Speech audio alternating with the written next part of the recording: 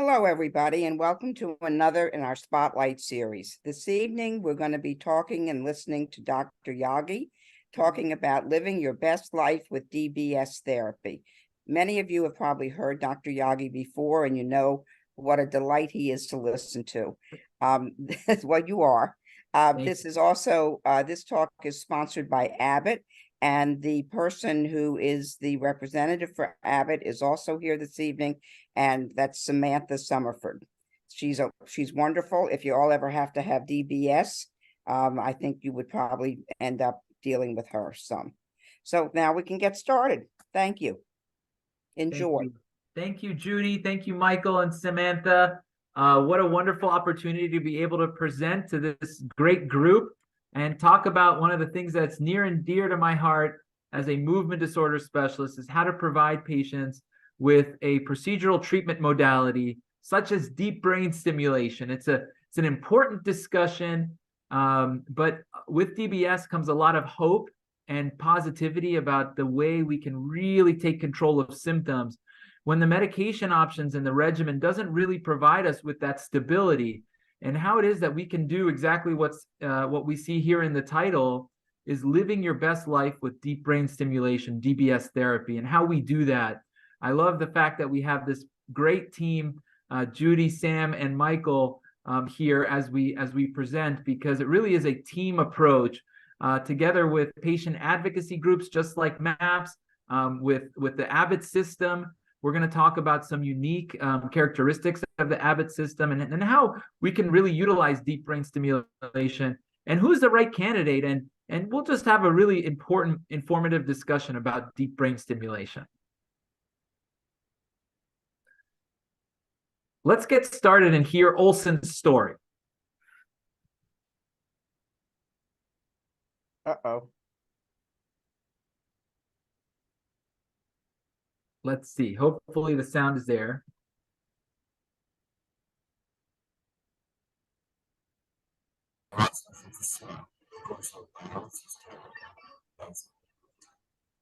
Sleep, most of them sleep 2 hours, but and I went to doctors time and time again, and it took 3 years to fully diagnose with severe Parkinson's. I think we may be having some trouble with the audio, but essentially what Olson's story is it's a patient that's like many other patients that decide to make that step, to take that surgical treatment step and start the process. And really it's a journey of deep brain stimulation. Essentially Olson's medications weren't working like they once did, and we were on a roller coaster ride. The roller coaster ride of Parkinson's disease that we talk about, with dyskinesias and wearing off in between doses, despite trying to optimize medications and adding medicines and trying our combination therapy, rational polypharmacy, all the things that we do as clinicians to fine-tune our treatment algorithm. So today, let's talk about Parkinson's disease, how it's diagnosed, how we treat the motor symptoms, and then how DBS manages those symptoms. So as an academic neurologist, you see Georgetown behind me. This is my my high definition Zoom background with Georgetown here. This is where the fellows go. We don't let the fellows out until they're fully trained after a 2-year training in movement disorders.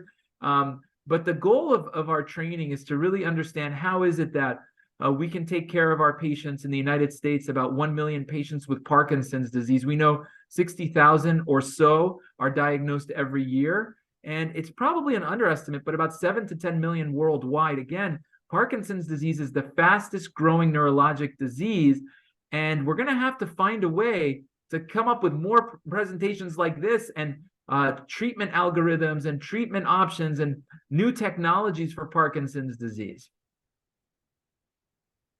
So how old are patients when they first get diagnosed? The average age is around 60, but I can tell you my youngest patient when I diagnosed her was in fact 27 years old. So the age range can vary. We can have it as far as in our 80s and 90s or as early as in our 20s.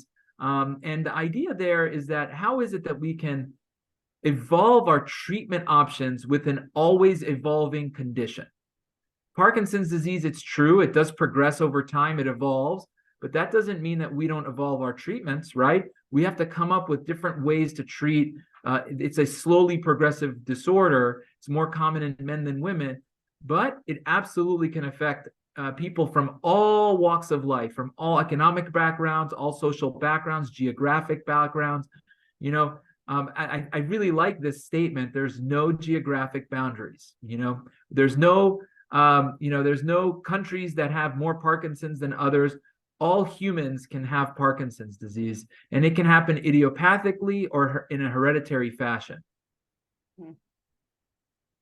So this should be something that we come together as a world, as an earth of people together, clinicians and scientists and technology people, technologists, and companies to come up with different solutions to target the real cause of Parkinson's disease, which is low dopamine, right? We know it's a neurodegenerative disorder, but how do we treat patients? We try to augment dopamine. We try and stabilize dopaminergic treatments or non-dopaminergic treatments.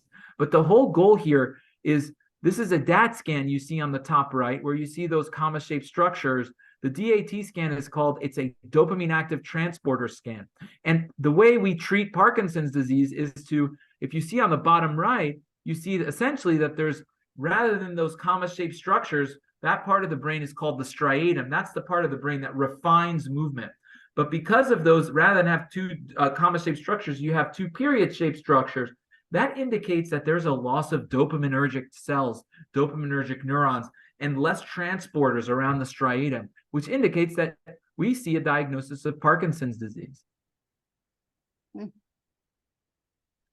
You know, the hallmark features of Parkinson's disease, many people think it's tremor, and it's true, resting tremor can exist, but only half the time.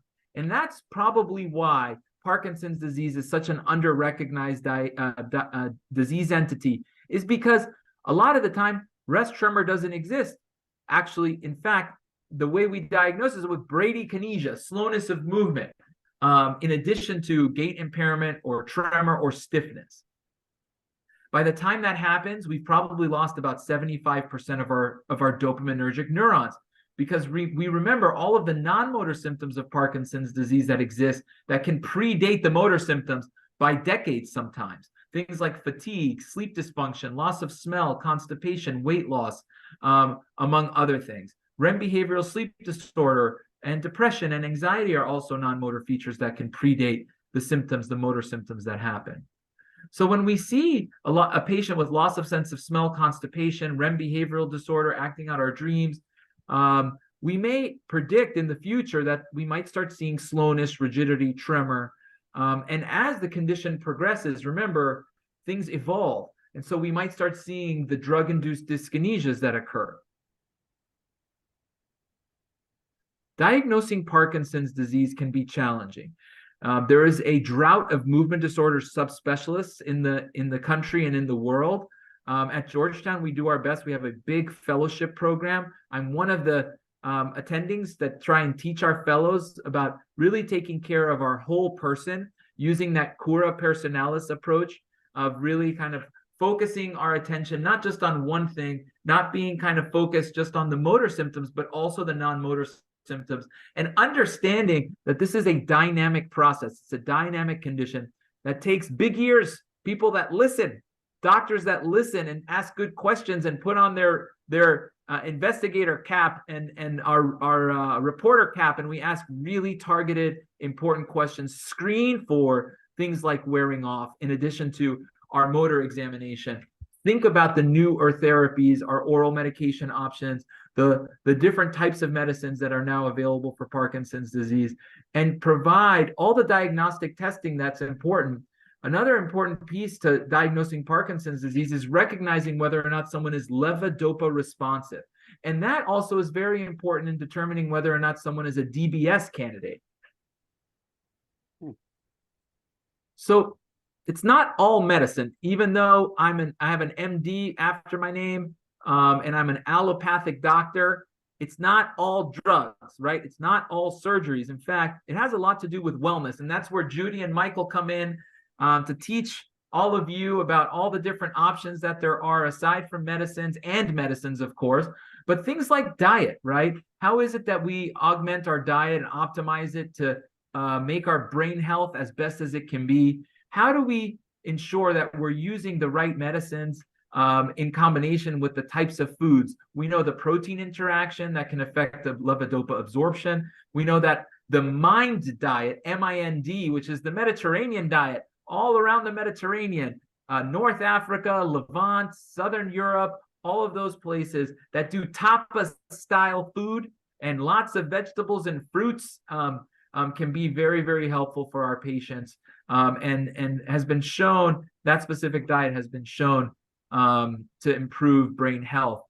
So don't forget the hummus, okay? Hummus is good for everybody, so don't forget. So exercise also is very important. We think about moving and how that can help. And that's our goal, is to not just utilize diet, nutrition, and exercise, but also consider how is it that we can replenish the dopamine stores in between the synapses to help with providing that dopamine level so that Parkinson's symptoms are well controlled. So you're not necessarily on the roller coaster ride. We know that levodopa converts when it crosses the blood-brain barrier into dopamine. And they'll see those blue dots. Those blue dots essentially are dopamine. And so levodopa is given, it converts in the brain to dopamine, and then it acts on the next neuron and improves symptoms. Of course, we know about dopamine agonists. We know about COMT inhibitors. Dopamine agonists are dopamine imposters. COMT inhibitors like entacapone or opicapone are medicines that help prolong the duration of benefit after each dose of levodopa. MAOB inhibitors, which is another class of medicine like rasagiline, selegiline, and safinamide, are also used as monotherapy or as adjunctive meds. And what they do is they block the breakdown of dopamine so that there's more dopamine within the synapse. That place between neurons, you can see it's like your arm and your fist together. That's the connection, that network of neurons. And between those neurons communicate with chemicals. And those are the chemicals that we utilize to treat Parkinson's. And you can see this goes far back to the 1800s and then the early 1900s, the first synthesized dopamine. We know about the movie and the book, The Awakenings, about the discovery of levodopa. Levodopa was first discovered in the 60s, but then later carbidopa was added to levodopa, called it Cinemet without emesis in the 1970s because so much nausea was occurring with just levodopa. Carbidopa helped reduce the breakdown of levodopa in the blood. And COMT inhibitors were added in the 90s. In the 2000s, you see all of those different treatment options. In the 2010s, before the 2020s, look at all the things that happened before 2020. Look at the type of growth we've seen. It's incredible, and it's very hopeful. Thinking about extended release formulations of dopamine agonists, extended release formulations of levodopa. We have a continuous a carbidopa, levodopa, and enteral suspension, a gel of levodopa that's delivered continuously through the GI system through a PEG-J infusion port. We have inhaled levodopa. We have injectable apomorphine. We have alpha-2A antagonists. They're called A2A antagonists, which is what stradefilin is. So we use all these medicines in combination to treat Parkinson's. So this is an example of what a day might look like for a patient that has ups and downs, dyskinesias and wearing off. And what happens over time is you might take your medicine at 7, but probably by 11, it's gone down. And you might take your next dose and it comes up and then it comes down. So if you take your dose at 11, probably by around 5 p.m., as you see there, you're falling below the threshold of some symptomatic control. So that up and down, that ebbing and flowing, the peaks and valleys tend to continue to progress as Parkinson's progresses. So in advancing Parkinson's disease, you see there is an unpredictability in the levels of levodopa.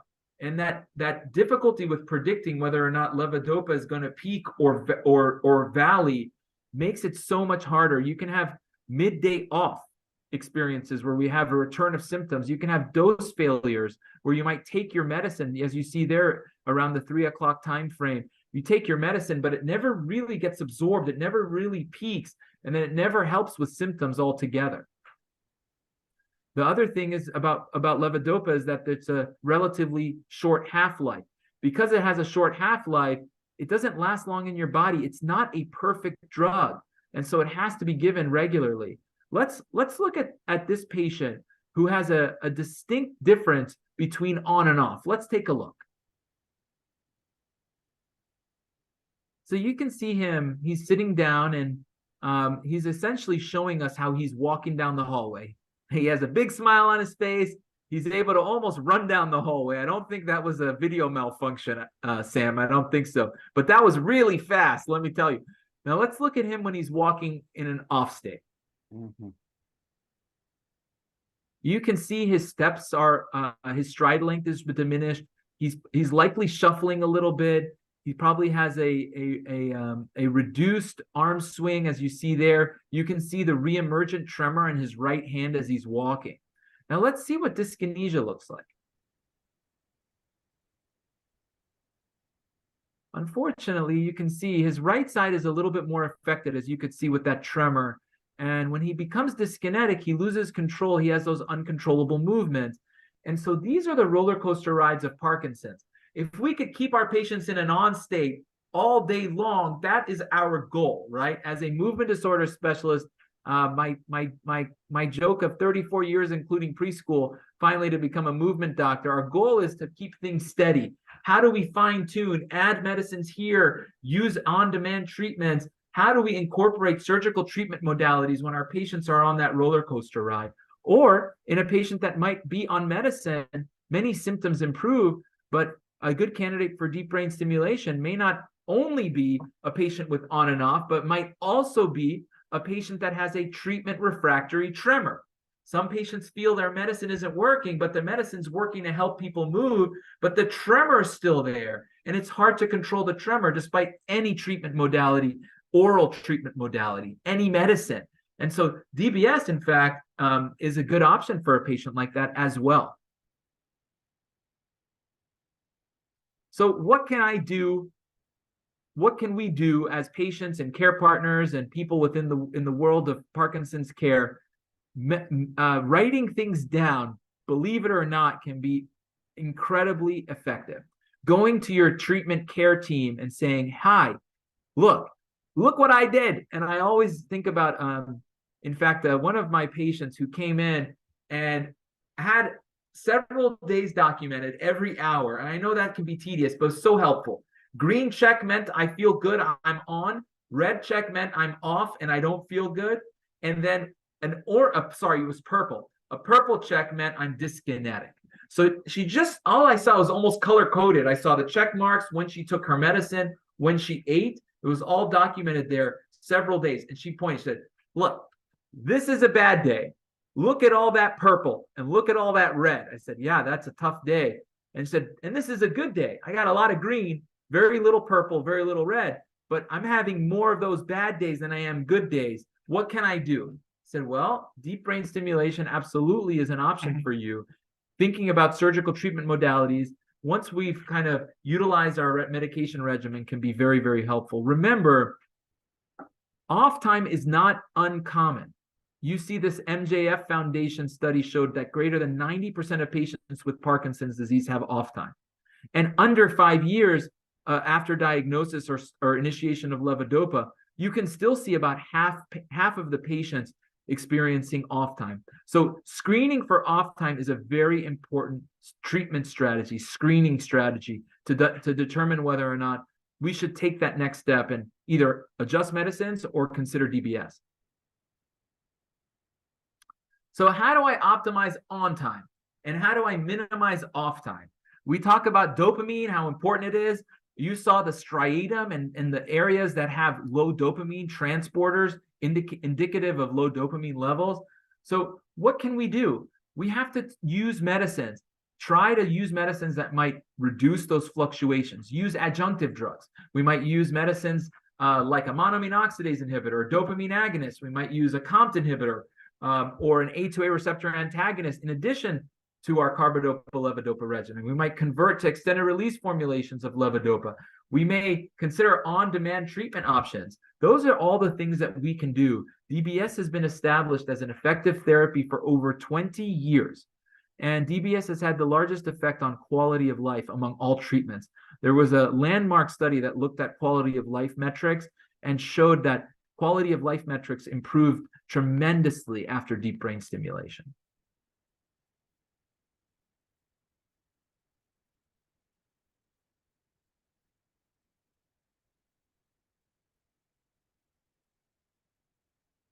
Sorry, next slide.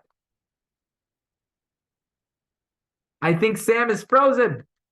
Okay, so we may have lost Sam, but in the meantime, what I'm gonna talk about here. Hold on one second. Be right I think there. she's coming back. Hey Sam, you're back. I'm sorry. It's okay. It's perfect. We needed an intermission because we were between Okay, yeah, our fine. sections anyway. Okay. And we have so many wonderful videos that I think our group here we were affecting the bandwidth. Okay, can you guys see it? Yes, beautiful. Okay, cool. So, perfect timing. So it was a good intermission. Hopefully everyone had a break, and you had a little a moment of a break before we dive into the better part of this presentation. Is so what are we going to do about it? So it reminds me of my mom's always used to tell me, if you're going to come up with a problem, you better think of a solution for that problem, right? And so now we've identified all the problems, all the things that can go wrong. But now this is the moment where we talk about how to make it right. We saw patient in an off state, in an on state, dyskinetic. We talked about the treatment options, but let's talk about DBS a little bit.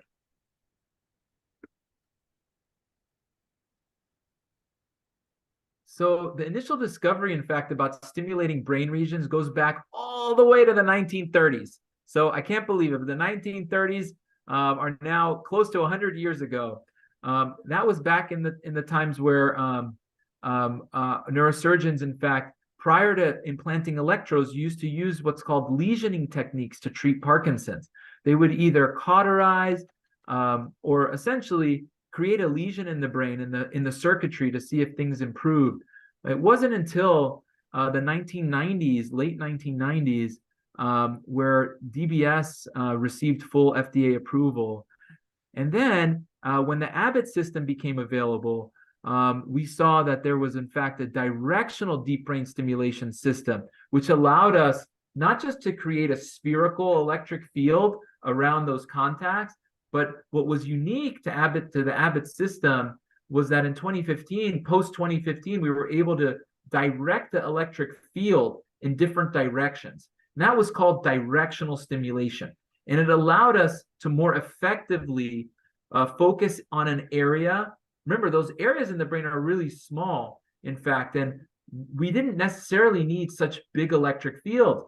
And what it allowed us to do was really focus our field with directionality, target the area of the brain that we needed targeting without hitting the adjacent structures that sometimes would cause side effects.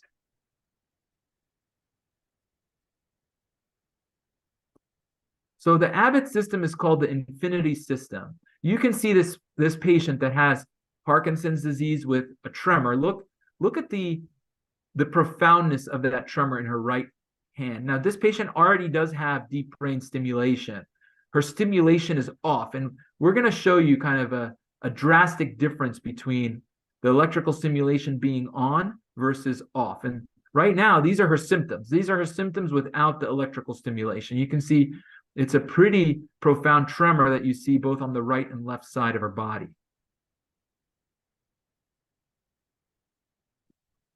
And you can imagine, how a treatment option like deep brain stimulation with Abbott's Infinity DBS system, after you turn it on, if you can get rid of a tremor like that, imagine the quality of life improvement you're seeing in that patient.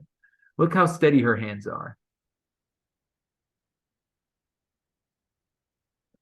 So this is a good question from Judy, and is the same area affected for all Parkinson's patients? And that's a really, really important question, because there are different targets in the brain for deep brain stimulation, meaning different areas that need stimulation. It's very much based on the patient's symptoms.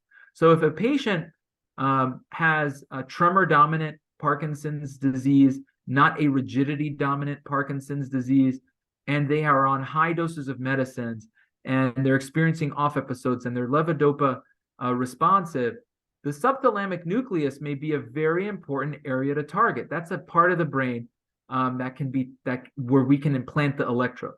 But there are patients that don't have tremor predominant Parkinsonism and have a lot of gait impairment or profound dyskinesias or profound stiffness and rigidity. In those patients, it may be more beneficial to target the globus pallidus, another part of the brain that may be a better target, not far away from the subthalamic nucleus. Those are the different parts of the brain that we can target, because those are the different brain regions that, if you kind of can create an electric field around, can really kind of target the symptoms. Remember, it's based on each patient and what symptoms they're experiencing. So deep brain stimulation, in fact, is effective for movement disorders because it provides more hours of quality on time and better control of motor symptoms during reduced off time, reduced reliance on medication. In many cases, we can reduce the overall dose of levodopa in these patients by more than 60%. So the actual cumulative dose of levodopa can be reduced, and we can see reduced dyskinesias and fluctuations, right? Improved on time, reduced off time, and less reliance on oral medicines to provide an improvement in on time and reduction of off time, and hopefully a reduction in troublesome dyskinesias. We think of deep brain stimulation as an electrical version of medicine, an electrical version of dopamine. The stimulation also, when you go see your movement disorders doctor after the neurosurgeon implanting the electrodes, the movement disorders doctor can make field adjustments, electric field adjustments, can create different programs, different groups, one that might target tremor better and one that might salvage your gait a little bit more than another group. And you can even create your own system within your mind as a patient and go up and down on the amplitude and take control of the stimulation and switch from group to group if needed. So the symptoms that respond best to DBS are tremor, rigidity, bradykinesia, which is slowness of movement, akinesia, which is almost lack of movement, and dyskinesia, which is the uncontrollable movements that happen. Symptoms that respond well to levodopa often improve with DBS, which is why understanding what sort of improvement you see with your best on. I always ask patients thinking about DBS, they say, well, what should I expect? I said, well, consider your best on. What do you feel? Do you see improvements of those symptoms on the left, or do you not? Most of the time, when we don't see a symptom improvement with levodopa, then we shouldn't expect to see symptom improvement as much with electrical stimulation. But if we do see symptom improvement with levodopa, that's the expectation of what the electrical stimulation can give us. That improved on time throughout the day and reduced off time. Symptoms that might not respond so much to DBS: speech dysfunction, swallowing, the micrography or small handwriting, postural instability, and freezing of gait. So how do you know if you're a good candidate? Well, in the past, we used to say, if you have Parkinson's disease that responds to levodopa and you've had it for more than 4 years, then you may be a good candidate, because beyond 4 years is oftentimes where we might see the ebbing and flowing of the medicines. So there's no significant cognitive impairment in patients. We want to make sure that cognitive impairment doesn't exist, and that overall the oral therapies have been tried, and we've tried to create that stability, but we haven't been able to. That's how we find a good candidate. It's not uncommon for us to do a neuropsychological evaluation in patients to make sure that there's no cognitive impairment to begin with, which is also why we do say that there may be a time period in which DBS, almost like a window of time where we can do DBS. And if something were to change with cognitive impairment, then unfortunately, we would lose that candidacy for DBS.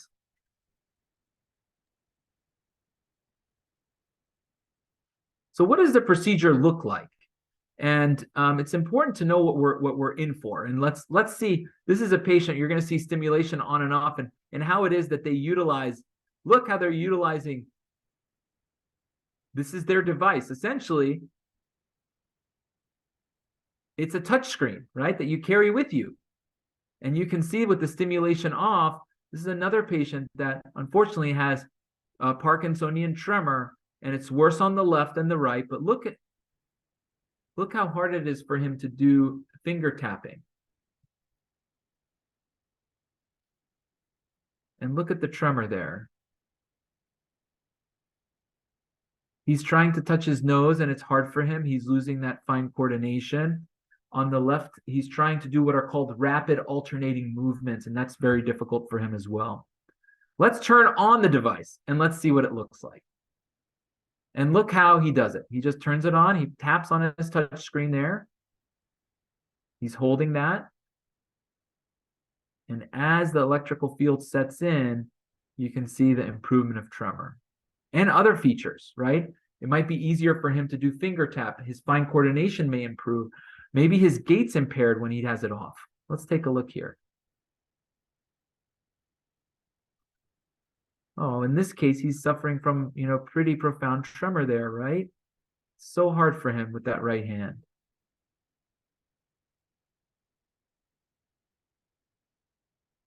Now he's going to turn it back on.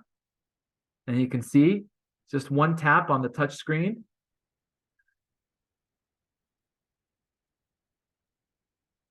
It's taking some time, but it's setting in. You can see, look how that tremor has improved.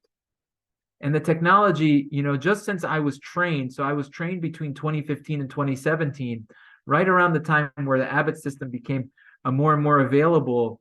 And I can tell you, before 2015, there has been so much improvement in the user interface of our devices, in the technologies for deep brain stimulation.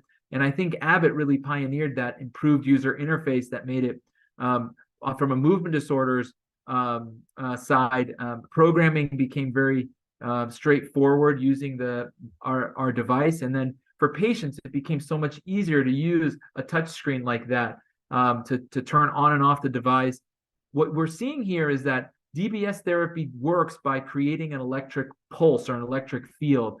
And that field essentially is targeting those parts of the brain. And that stimulation stabilizes the brain signals that cause the problems. So there might be these brain signals or the circuitry that needs a disruption with an electric field. And that's the way we think about it. We create an electric field to stabilize the signaling within the brain. You can see there that the electrode is implanted in the brain, but there's a wire, in fact, that comes down behind the ear, under the skin. Nothing is visible. And then the impulse generator or the battery, in fact, sits usually on the right side of the chest wall. And that's what it looks like. That's what we would have implanted after deep brain stimulation surgery.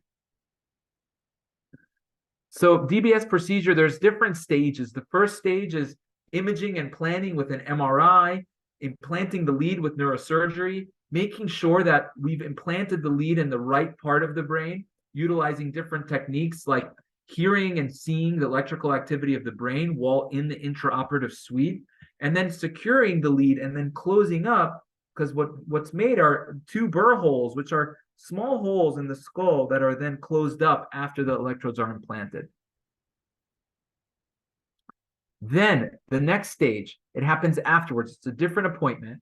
You'll run that extension, that wiring all the way down behind the ear to the battery with an impulse generator. And then the implant battery, the battery's implanted and then sutured up and closed on the skin. So after implantation, usually 3 to 5 weeks after procedure, that's when you come see your movement disorders doctor, your trusty movement disorders doctor that's been hopefully supporting you and guiding you through this entire process. And we will create the electric field that suits the symptoms of each patient. How is it, depending on, hey, should we target gait? Are we seeing more symptoms in the face and arms or more in the trunk and the legs?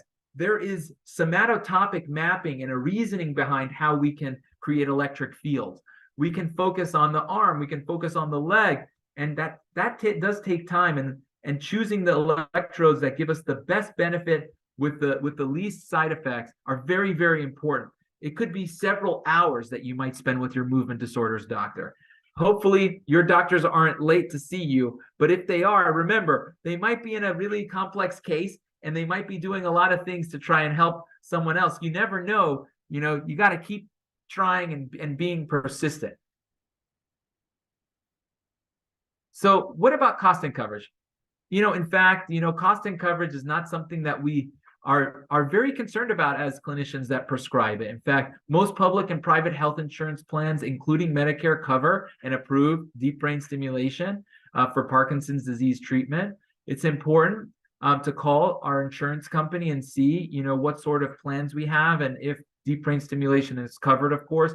But what I can tell you anecdotally, as in clinical practice, is, we've had over 20 years of success with deep brain stimulation, maybe even longer. And I don't know of an insurance plan that won't cover deep brain stimulation. So it's important to understand that side effects can occur. Of course, surgical procedural adverse events post-operative can occur. You have to think about all of the things that happen post-operatively, things like infection, bleeding, and other things that can happen after implanting a lead. Things can happen like stroke or other things that can be part of deep brain stimulation, the procedure being placed. Generally speaking, we have to make sure that also that our patient is not having depression, because depression or uncontrolled depression, a patient, if we implant deep brain stimulation in someone that may be depressed, there's a long period of time where we may start planning for deep brain stimulation and we start screening for all of these things, cognitive impairment and other things like depression. But these are the types of things that we look out for and we screen. And that's why it's important to really, really know who may or may not be a candidate and to start talking about it as early as possible, learning about it. Things like this through maps to be able to learn more about deep brain stimulation can be really, really helpful because the more we know, the more we learn, the more we might feel comfortable with it. We see videos like this of what it actually looks like to have a DBS on versus off. It can be very, very informative.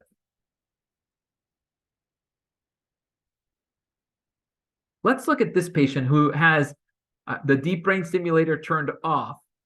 And let's see that patient walk down the hall. You see, we're seeing difficulty with gait. Patient has gait impairment. It's hard for him to turn. He has reduced arm swing. It's hard for him to lift up his legs. His symptoms are uncontrolled. His Parkinson's symptoms are really affecting his gait. He's using a cane.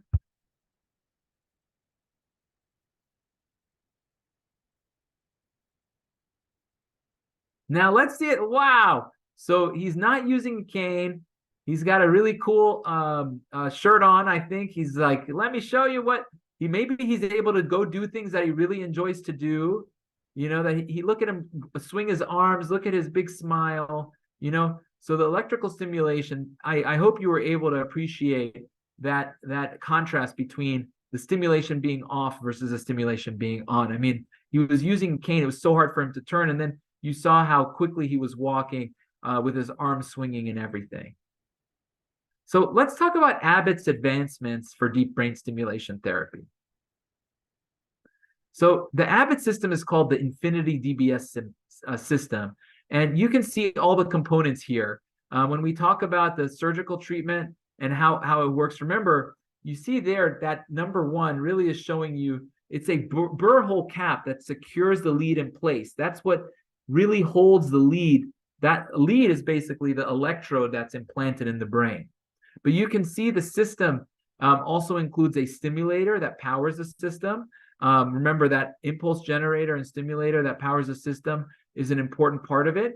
In fact, over time, we may need to replace the battery. In fact, directional stimulation has allowed for us to find a lower constant current to get a very similar improvement, a positive impact, thereby extending the duration of the battery life so that we don't need to change it as often. An extension is also part of it. Remember that extension between the actual electrode, right where that burr hole the cover comes out underneath to connect to the impulse generator in the chest wall. And then we have a clinician programmer and a patient controller.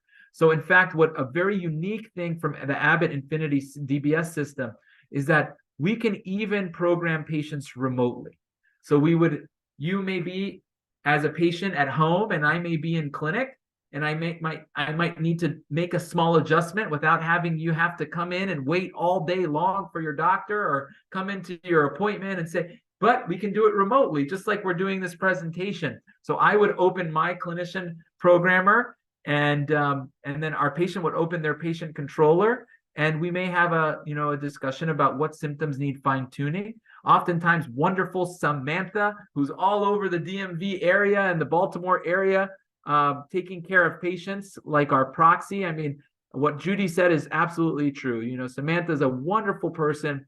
She cares about patients, and she helps us, troubleshoot and coordinate and speak with patients.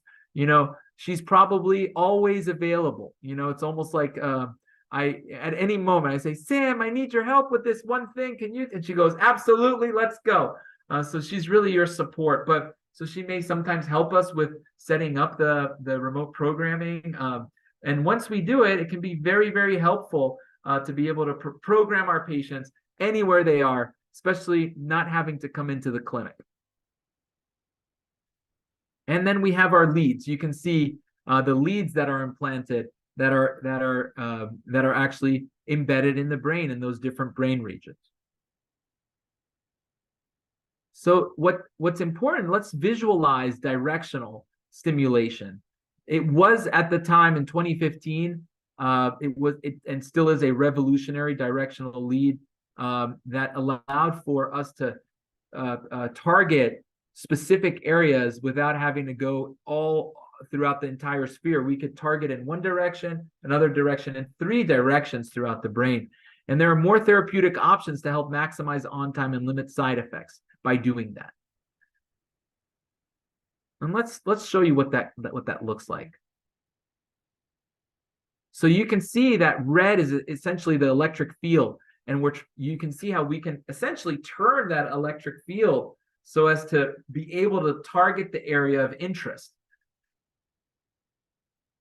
The real strategy and the science behind programming DBS is to be able to target the brain region that's affected most and steer away from the adjacent structures in the brain that can sometimes lead to some of those electrical side effects, the side effects from the electrical stimulation.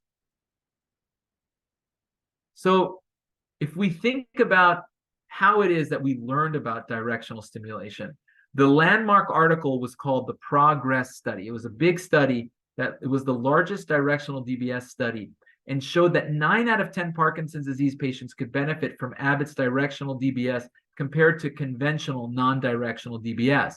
Patients were less likely to experience complications. DBS system using directionality with the Abbott system allowed for us to have less complications from the electrical stimulation. So what's the sort of experience that fits our lifestyle that we should be expecting? When we think about it, it's really the freedom of being able to control our day, to be able to have that electrical stimulation that has a recharge-free battery, so you don't have to recharge the battery. And because sometimes we might use directional stimulation, you may have a longer battery life. You can control your every day. So regaining that control by increasing the amplitude or adjusting the programs from program to program, as the movement disorders doctor may do, and unlocking the potential for future, what we can do moving forward. We have constant updates and different things that are available. There are software updates, and then the MRI compatibility using deep brain stimulation with the Abbott system is very, very important in case we may need an MRI. So what can we do using the Neurosphere digital care platform? You have that patient controller, you have that device that's a touch screen. Remember, you can essentially control your own modulation. Once you get to know how to utilize it, we may be able talk about when to go up on the stimulation or when to go down and when to use which group versus another group. But essentially, you're using an iPod Touch device. And you can see here, you may be at a certain stimulation. You see here that 2.4 number and the 1.4 number. That's the amplitude of electric stimulation. Here you see the therapy is on, but it's a user interface that's simple, but also very effective. And we talked about virtual clinic, but that remote clinic that allows us to just have Sam in one place and with maybe the patient or with me, and the patient be at home. I remember my most recent case was a patient. We had done programming at their initial visit, but then a month later said, I'm feeling great, but I just have a little bit of a tremor that's still there. And Sam and I set everything up and we did remote programming. He didn't have to drive 3 hours to come see us. And we got rid of the tremor while he was sitting in his house. All we did was had to make a small fine-tune adjustment to the DBS, but we did it remotely. And staying connected. Look, nowadays with virtual presentations and virtual appointments, and we call ours our electronic appointment. You see that we can do a lot from video, including deep brain stimulation adjustments, only with the Abbott system.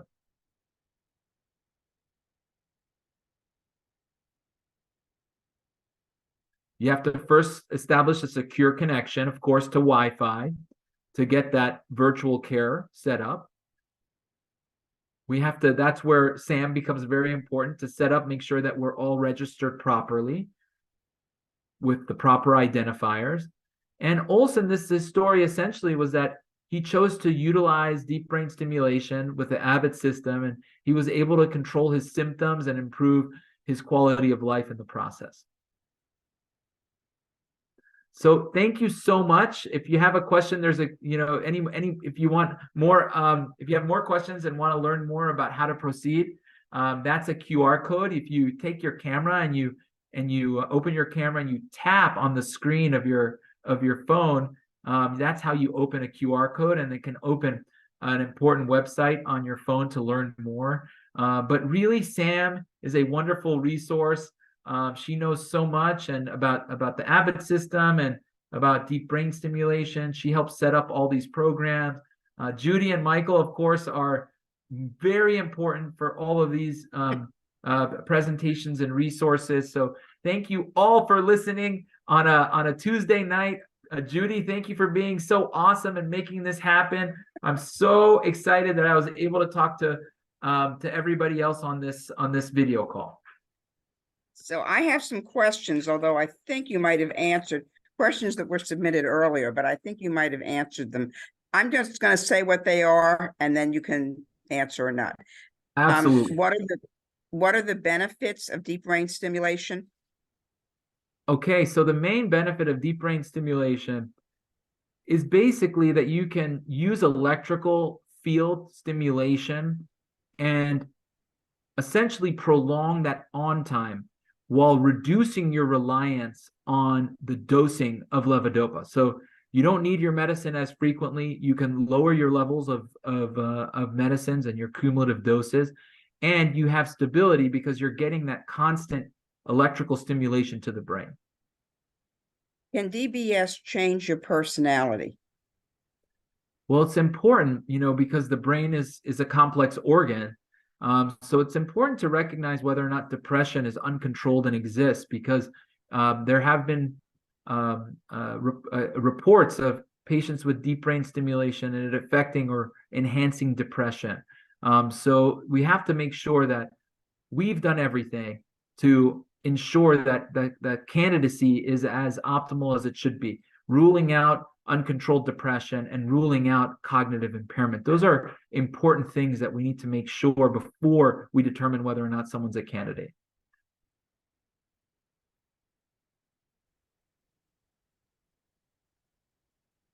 Internet is going in and out again. Let's see. I wonder what a better way to do this is. Can you hear me? Now it's perfect. Now, okay, I'll do this fast then. Does DBS help with fatigue? Well, I think DBS can help with the symptoms of Parkinson's disease and reducing off time and improving on time.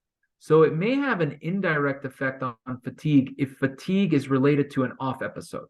So if you can improve off time, then it's possible that we can improve the symptoms of off time.